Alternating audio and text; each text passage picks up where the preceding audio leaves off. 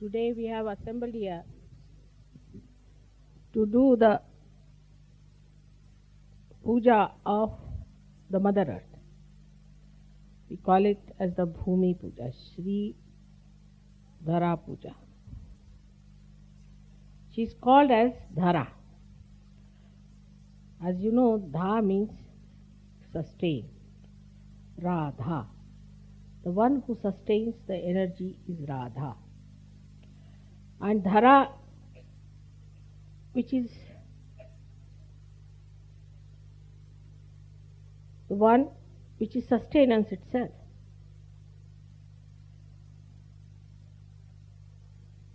She sustains us. On her we live. As you know, this Mother Earth is revolving with a tremendous speed, and but for her gravity, we would not have existed here. Apart from that, there is so much atmospheric pressure on her.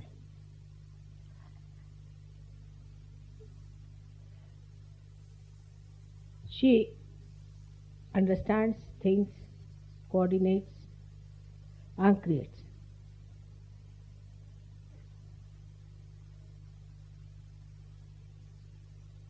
This only you can find out when you are a realized soul.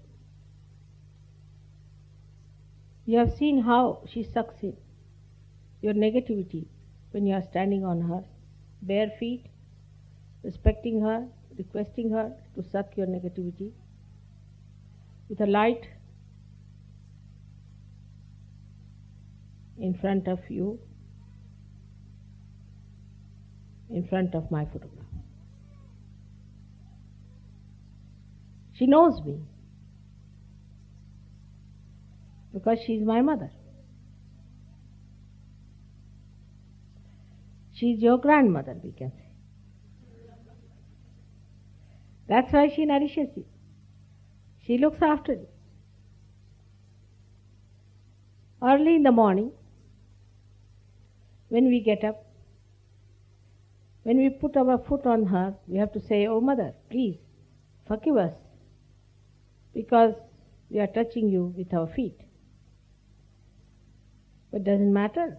Children can touch the mother with the feet or with the hands. Makes no difference. But she is the creator of the body of Sri Ganesh. She is the one who is represented within us as the Kundalini. She herself moves in a spiral round the sun. The sun also moves up and down, and she moves around the sun in a spiral. But because both are relatively moving, you don't see the movement of the sun.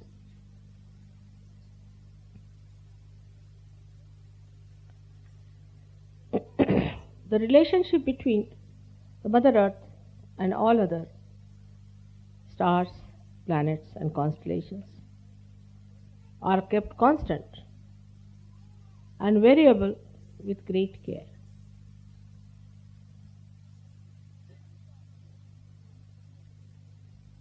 When we talk of materialism, we are acting against our Mother Earth.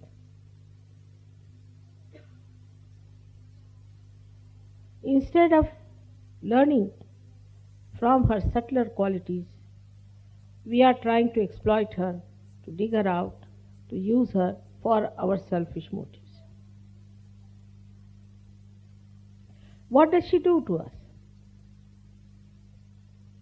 She creates these beautiful fruits for you to eat. She creates beautiful trees for you to make furniture, to make nice houses. She gives you green grass to soothe your nerves She carries so many rivers and so many huge big oceans on her being. She is always larger than the largest of oceans. Such a great thing as she is, what do we do to her is to exploit her fully, indiscriminately. Then the reactions are set in. The beautiful cycle of nature is broken by our aggressive attitude and absolutely indiscreet. Then this Mother Earth doesn't do anything as herself, not much. But then the ether starts acting, and you have problems, what we call as acid rains, plastic, all kinds of problems that come out of this indiscreet creation. When we started making machinery without any balance, we started producing machinery. Just like mad.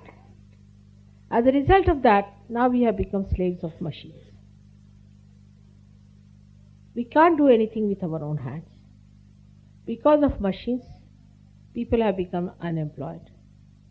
As I have said many a times, that machines are for us, we are not for the machines.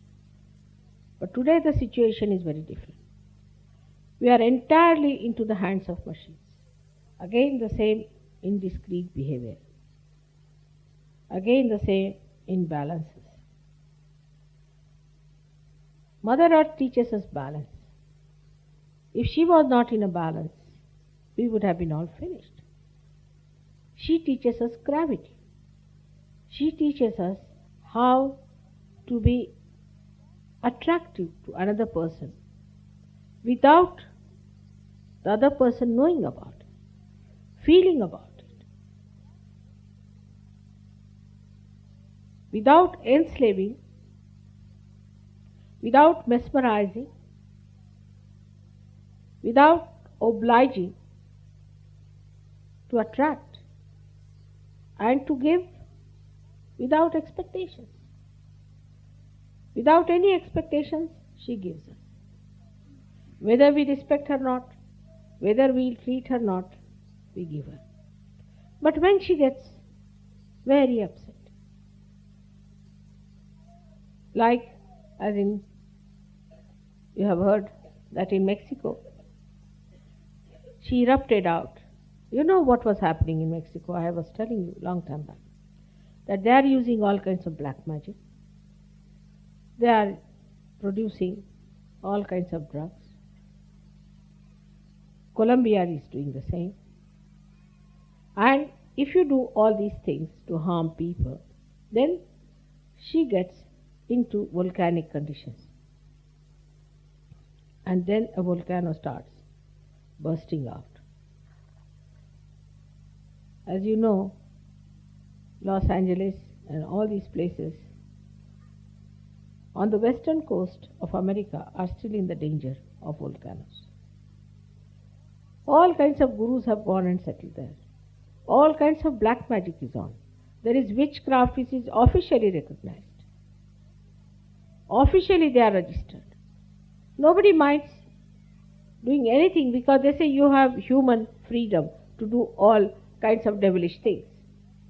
Under the name of human freedom, they are doing all kinds of horrible things.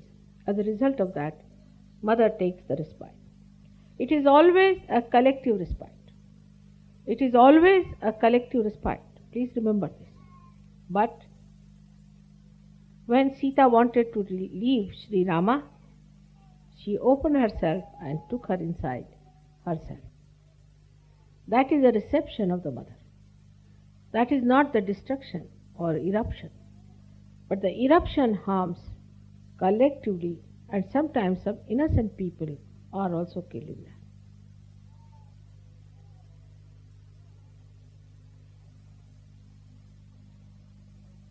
Death does not exist in the divine language. Those who are dead can be reborn. But death sometimes could be used for punishing people, for destroying them, for taking them away from the sea. That's what the Mother Earth does. Sometimes her anger can be so great that pinpointedly she can destroy thousands and thousands of miles of earth, destroying many people who have been extremely irreligious and uncollective. In Sahaja Yoga also, those people who are uncollective, try to be uncollective, are harmed by her, but in a very secretive way, which they must understand, or we should say in a very subtle way. When Sahajogis become uncollective, saying, this is my house, my home, this is my privacy, this is my wife, my child, my things, I cannot come to puja because I have got this problem, I cannot do this work for Sahaja Yoga because I have got that problem. When they become uncollective, then in a very subtle way, this Mother Earth, which is represented within us as the Kundalini, gets upset. And when she gets upset, she starts acting in a manner which can be very dangerous for people. Possessiveness is not the quality of Mother Earth. She doesn't possess anyone. For example, if you are an Indian, you can come to England. You can go anywhere. You can live anywhere. She doesn't possess anyone as such. We only, the human beings, have made this world into different countries, different places, all our own ideas of stupidity. There's only one world. There's only one world God has created. He has not created. It's rather awkward. All right, now better.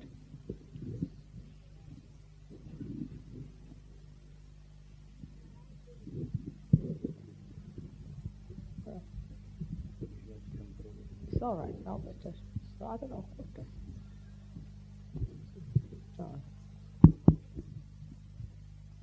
She has not created all these nations. Only there are ravines through which big rivers flow. Sometimes, wherever she has raised herself, there are mountains.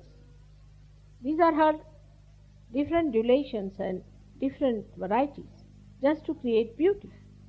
Supposing the whole world was like a bald-headed gentleman, what would have happened to us?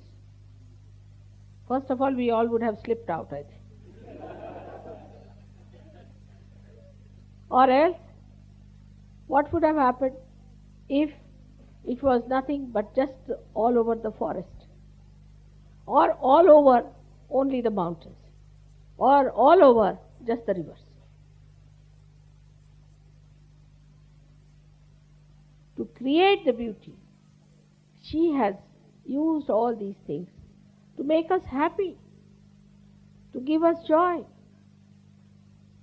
to entertain us. She created all this beautiful stage for us. And what do?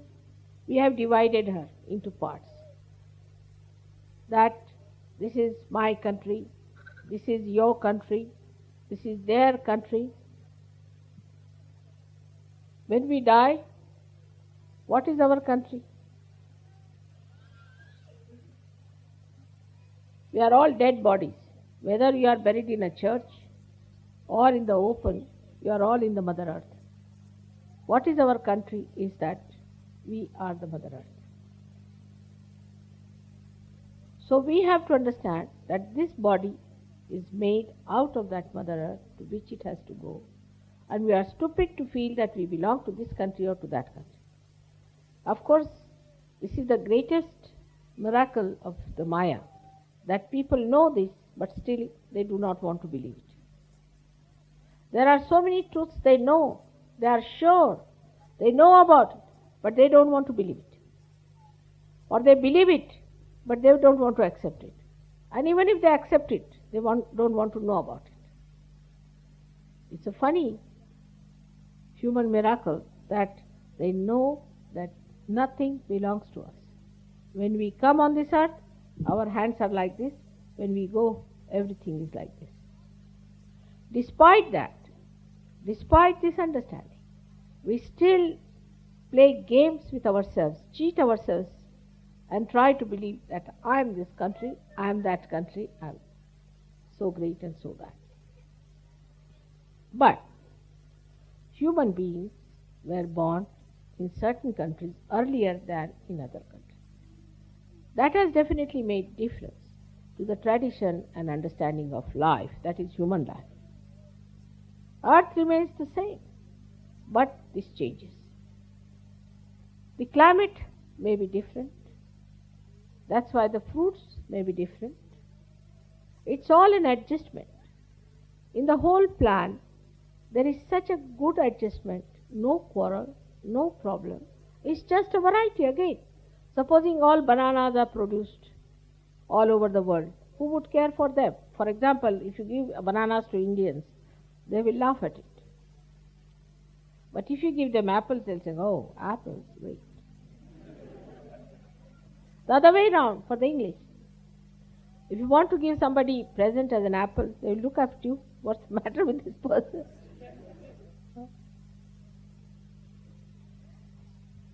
So this is again her own style of playing and giving you different type of climates, different type of produces, so that you enjoy differently. If there is no variety, then you won't be able to enjoy it. How much she understands you, and how much do we understand? For a Sahaja Yogi, it is important to understand that we are not going to take anything from here. It's all nothing but clay. And clay is going to remain here and is going to vanish forever and ever. What are we going to carry with us? What are we going to have with us? All the time is our evolution, is now our spirit. So we are the spirit. We are neither this nor that nor that. What we are the spirit, and we are absolutely not anyway contaminated by anything that is called matter. So we should see to the essence of the Mother Earth, that the Mother Earth uses her matter to give joy to others. In the same way, if we use her to give joy to others, then you have followed her path. On the contrary, if you try to exploit her, it's like making holes or digging at her. Who is your mother? If you try to separate her into parts, that means you are cutting her body into different parts.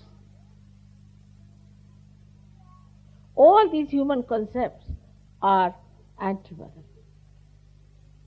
But the worst and worst of all is that we do not respect Shri Ganesha within us, which is the creation of this Mother Earth.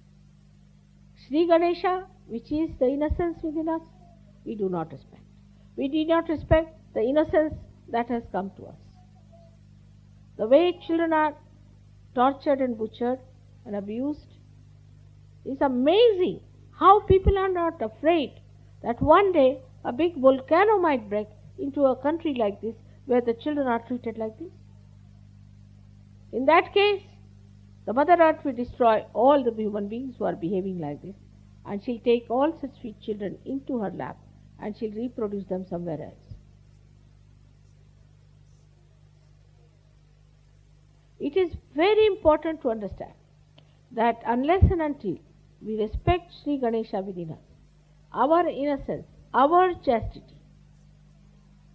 We cannot allow ourselves to call Sahajus. That is the first beginning, the first step towards our ascent. We cannot talk of anything else unless and until this foundation is laid in the Mother. That is why today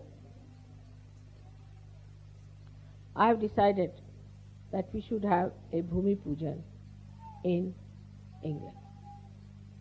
I hope by this, innocence in this country will be respected, will be loved, will be protected, and will be nourished.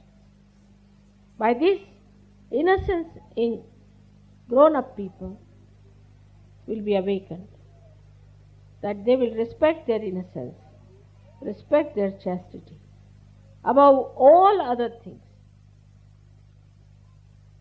By this Bhoomi Pujan, we respect the essence of the Mother Earth, that is the Kundalini within us, and we respect our self-realization by that. I hope what I am going to do today may be able to transform this country into its real form that I call as the heart of the universe. By this I hope the Mother Earth will melt the stone hearts of this country into beautiful lotuses, into fragrant flowers of daisies all around. May God bless you. Today's puja is going to be very small, and we are not going to have a very long puja. It's just going to be Shri Ganesha's puja, and Gauri's puja is not going to be very